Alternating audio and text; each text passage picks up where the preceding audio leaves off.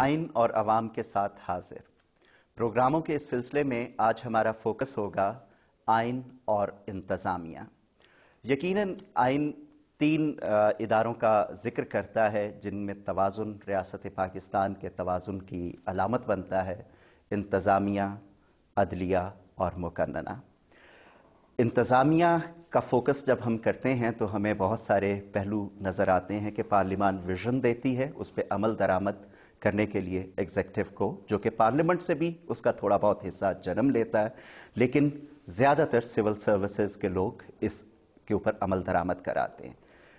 پاکستان میں جب ہم آئینی ترامیم کی بات کر رہے تھے تو اس میں بہت ساری تجاویز آئیں، اور آج اس گفتگو کو آگے بڑھانے کے لیے ہماری خوش قسمتی ہے کہ ہمارے درمیان اس آئینی کمیٹی کے رکن جناب احسن اقبال صاحب موجود ہیں، اور ان کا تعلق ہے پاکستان مسلم لیگ نون سے۔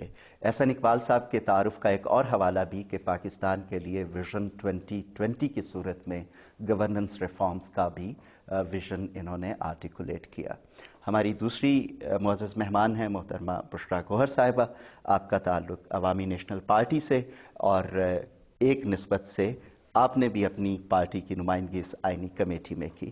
گفتگو کا آغاز کرتے ہیں۔ احسن اقبال صاحب، یقیناً آئین تو ہم نے ٹھیک کر دیا، ایک پولیٹیکل ایمبیشن کی مثال نظر آتی ہے، لیکن جس رفتار سے انتظامیہ میں اس پہ ایکشن ہونا چاہیے تھا، ادارے، قانون، پالیسیاں، عمل درآمد، تاکہ جو consumers of democracy, citizens of Pakistan ہیں، ان کی زندگی میں تبدیلی آتی، وہ ہمیں نظر نہیں آتا۔ کیا وجوہات؟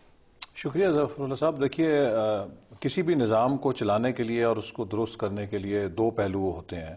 ایک تو اس نظام کے رولز، جیسے آپ کرکٹ کھیلتے ہیں، ہاکی کھیلتے ہیں، فٹ بال کھیلتے ہیں، تو اگر آپ کسی قواعد و ضوابط کے بغیر اس کھیل کو کھیلیں گے تو وہ ایک دنگل بن سکتا ہے اور ایک بہت ہی وہ وائلنٹ کھیل بن سکتا ہے۔ تو لہٰذا ایک درجے میں تو قواعد و ضوابط کی اہمیت ہوتی ہے کہ وہ باؤنڈریز اور اس کی لمٹس کو ڈیفائن کرتے ہیں کہ آپ نے کھیل کن ضابطوں میں رکھنا ہے اور اس کے کیا قوانین ہوں گے، کن لمٹس کے اندر ہر کوئی کھیلے گا اور رہے گا، تو وہ کام آئین کرتا ہے۔ لیکن محض قواعد و ضوابط بنا دینے سے یا ان کو پڑھ لینے سے آپ ایک میچ نہیں جیت جاتے۔ پھر دوسرا اس کا پہلو یہ ہے کہ ان قواعد و ضوابط کی روشنی میں آپ کو پرفارمنس دینی پڑتی ہے، اور جب آپ پرفارم کرتے ہیں تبھی آپ کوئی ٹورنامنٹ جیتتے ہیں، کوئی میچ جیتتے ہیں۔ اسی طرح جو گورننس ہے، آئین ان قواعد و ضوابط کو کرتا ہے اور اس کی اپنی اہمیت ہے، چونکہ اگر یہ قواعد و ضوابط نہیں ہوں گے، تمام کھلاڑیوں کا مشترکہ رولز پر اتفاق نہیں ہوگا، تو وہ ہمیشہ ایک کانفلکٹ رہے گا۔ تو یہ ایک بہت بڑی کامیابی ہے کہ ہم بہت طویل عرصے کے بعد، جو آخری 1973 کا آئین تھا، اس کا ایک خاص پس منظر تھا۔ وہ پس منظر یہ تھا کہ سقوط مشرقی پاکستان کا حادثہ ہوا۔ پھر دوسرا پس منظر یہ تھا کہ پیپلز پارٹی کے پاس 2/3 اکثریت تھی، لہٰذا اپوزیشن اس دباؤ میں بھی تھی کہ اگر ہم نے تعاون نہ کیا تو یہ یک طرفہ طور پہ بھی آئین پاس کر سکتے ہیں، لہٰذا اس دباؤ کے تحت بھی اپوزیشن مجبور تھی کہ وہ اتفاق رائے کرے۔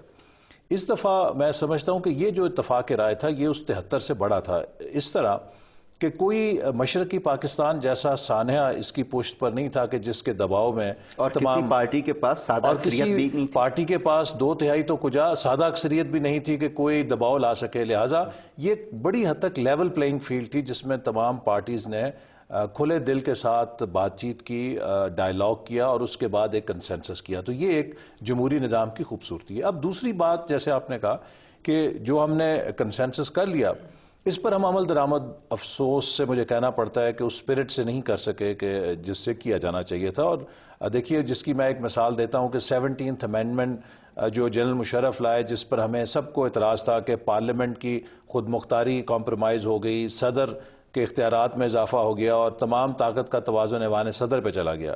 ہم نے 18ویں ترمیم کے ذریعے صدارتی اختیارات ختم کیے، پارلیمنٹ کی بالادستی کو بحال کیا، وزیر اعظم کو چیف ایگزیکٹو بنایا، لیکن عملاً ہم یہ دیکھ رہے ہیں چونکہ صدر ایک پارٹی کے کو چیئر پرسن بھی ہیں اور اپنی سیاسی جماعت کے اس عہدے کی نسبت انہوں نے طاقت کا توازن سارا پھر ایوان صدر پہ رکھا ہے، اور پارلیمنٹ اور وزیر اعظم جو ہے ان کے تابع فنکشن کر رہے ہیں۔ تو یہ وہ اس کی ایک ڈسٹورشن یا کانفلکٹ ہے کہ جو اس وقت ہمارے عمل اور ہمارے قواعد کے درمیان آ گیا ہے، اور اس کی وجہ سے آپ دیکھتے ہیں کہ ٹینشن پیدا ہو رہی ہے، گورننس کا کرائسس ہے. بشرا گور صاحبہ، آپ کیسے دیکھتی ہیں؟ کیا گورنیبل نہیں رہا یہ ملک، یا گورننس کی آرزو نہیں ہے، یا کچھ اور مسائل ہیں؟ دیکھیں، آپ نے بھی کہا کہ ایک پولیٹیکل ول، میں کہوں گی ایمبیشن نہیں، ایک پولیٹیکل ول ساری لیڈرشپ نے شو کی 18th امینڈمنٹ کے حوالے سے، اور فلیکسیبلٹی بھی بہت شو کی. تو یہ تو ایک کامیابی ہے اس جمہوری سیٹ اپ کا. کمزور ہے، ٹرانزیشن میں ہے، لیکن پھر بھی وہ کنسنسس بلڈ کر سکی، ایک پولیٹیکل ول ڈیمونسٹریٹ کیا. دوسری جو بات ہوئی تو فار دا فرسٹ ٹائم آئین میں جب ترمیم آیا تو اس کے بعد ایک امپلیمنٹیشن کمیٹی بنی، اور اس امپلیمنٹیشن کمیٹی کو یہ ذمہ داری دی کہ 1 سال کے اندر وہ ایک روڈ میپ یا امپلیمنٹیشن پلان دے گے. اور 47 کے بعد اتنی بڑی ریسٹرکچرنگ، اور وہ بھی ایک جمہوری سیٹ اپ نے کافی، آئی پرسنلی فیل کہ سارا کچھ شاید ہم نے ٹھیک نہ کیا ہو، لیکن یہ ایک بہت میجر بات ہے کہ آپ کی ایک امپلیمنٹیشن کمیٹی بیٹھی جس میں سارے ریپرزنٹیشن پارٹیز کی تھی، ایک شک کو دیکھ کے کہ اس کی امپلیمنٹیشن کے لیے کیا پلان ہونا چاہیے، کس طرح ہونا چاہیے، ڈیوالو کیسے ہوں گے، کس کو پھر جو ریزیڈیول وہ ہیں وہ کون سی ڈپارٹمنٹ کو ملے گا، کس طرح ہوگا. یہ بہت ایک میسو ریسٹرکچرنگ کا کام ہوا. اب اینڈ آئی فیل کہ وہ سکسیسفلی، بلکہ پورے سال یہ لگ رہا تھا کہ ویسٹڈ انٹرسٹ اس کو آگے ہونے نہیں دیں گے. آپ کو معلوم ہے کہ یہ آئین میں دی گئی پہلی ڈیڈ لائن ہے جس پہ ایٹ لیسٹ عمل درآمد ہوا، ٹرانسفر ہوا. ہاں بالکل، اور ٹرانسفر بھی ہوا، اور بہت اچھی طرح، کیونکہ کوئی ایسے امپلائی نہیں ہے کہ اس کو اس میں لیکن کچھ صوبوں کے ریزرویشن ضرور ہیں، ہم بات کریں گے. لیکن پھر بھی میرے خیال میں جب اتنا میسو ریسٹرکچرنگ ہوتی ہے تو اس میں تو مسئلے تو ہوتے ہیں.